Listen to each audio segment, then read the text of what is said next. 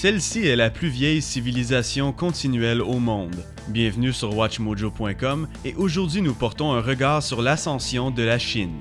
Des siècles de règne impérial ont vu leur fin quand la dynastie Qing a été renversée dans une série de rébellions débutant le 10 octobre 1911. Le 12 février de l'année suivante, la République de Chine a officiellement remplacé la dynastie, mais ceci n'a pas été la fin des conflits internes. Après une deuxième révolution qui a échoué en 1913, une tentative a été faite de déclarer un nouvel empire de Chine. Ceci aussi a échoué, et en 1916, l'ère des seigneurs de guerre a débuté. Jusqu'en 1928, une série de chefs militaires se sont battus pour le contrôle du gouvernement de Beijing.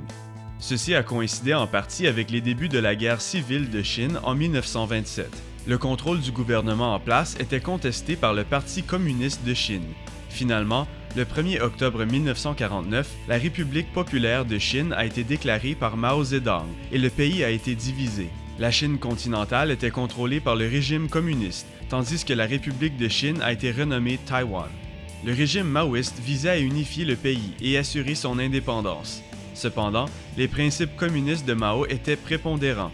Des limites sociales strictes ont été imposées, et ceci a mené à la destruction de plusieurs artefacts importants à cause de leur connexion avec le passé, ainsi qu'à l'exécution de tous ceux qui étaient en désaccord avec le régime.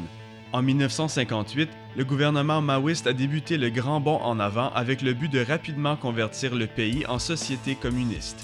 Ils ont tenté l'agriculture communale et l'industrialisation de certains secteurs ruraux. Cependant, ceci a ultimement mené à des famines, de la malnutrition et beaucoup de morts. En 1961, le Grand Bond était considéré un échec et le président Mao a perdu de l'influence. 5 ans après, il a initié la révolution culturelle pour éradiquer les derniers vestiges des caractéristiques traditionnelles, culturelles et capitalistes de la société. Les opposants à la révolution ont été intimidés par la Garde rouge, les opposants ont été éliminés et Mao a regagné son pouvoir.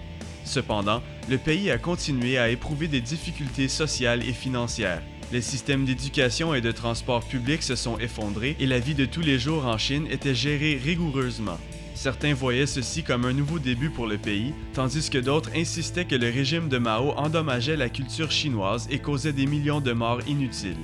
C'est seulement suite à la mort de Mao en 1976 que la révolution culturelle s'est réellement terminée. Un conflit pour le pouvoir a débuté, et rendu en 1980, Deng Xiaoping avait assumé la seconde génération du leadership chinois. Il a implanté des réformes gouvernementales et financières majeures, a instigé l'utilisation d'une économie de marché et a relaxé les restrictions sur la vie de tous les jours en Chine. Les niveaux de vie ont augmenté, certains secteurs de l'économie ont grandi et une classe moyenne a petit été développée. Durant cette période, la pauvreté juvénile a aussi vécu un déclin rapide à cause de la politique d'un seul enfant de 1979. Malgré des améliorations dans les années 1980, Deng n'était pas supporté de façon unanime. L'opposition a atteint son sommet en 1989 avec des semaines de démonstrations suivant la mort d'un des chefs libéraux importants du pays. Après que la loi martiale et la force militaire ont été utilisées pour mettre fin aux démonstrations, Deng a pris sa retraite. Jiang Zemin et la troisième génération l'ont éventuellement remplacé dans les années 1990. La réputation internationale et la stabilité du pays se sont améliorées avec l'application de nouvelles réformes. Cependant, le matérialisme, le crime, le chômage et la pollution ont aussi augmenté. En 2001, la Chine s'est jointe à l'Organisation mondiale du commerce. Ceci a été après des décennies d'encouragement vers le marché libre et les investissements étrangers. Hu Jintao et la quatrième génération sont ensuite venus au pouvoir au nouveau millénaire et ont guidé le pays à travers la crise du SRAS. Entre-temps, les États-Unis et la Chine se sont rapprochés politiquement dans le cadre de la guerre contre le terrorisme. La visibilité augmentée de la Chine sur le plan mondial a encouragé des regards scrutateurs ainsi qu'un nationalisme chinois fervent. Ceci a été surligné en 2008 quand Beijing a été l'hôte des Jeux olympiques d'été.